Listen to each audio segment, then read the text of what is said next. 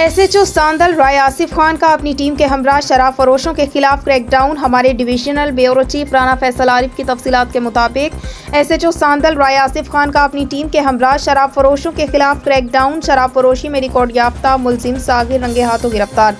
मुलजिम सागिर मोहल्ला अकबर आबाद का रिहायशी था और पुलिस को अरसा दराज से मतलूब था। मुलजिम सागिर से 120 शराब की बोतलें बरामद हुई। पुलिस ने मुकदमा दर्ज करके मुलजिम को हवालात मुंतकिल कर दिया। सीपीओ फैसलाबाद गुलाम मुबश्शिर मेकन की हिदायत पर शराब फरोशी के खिलाफ कार्रवाइयों का सिलसिला जारी रहेगा।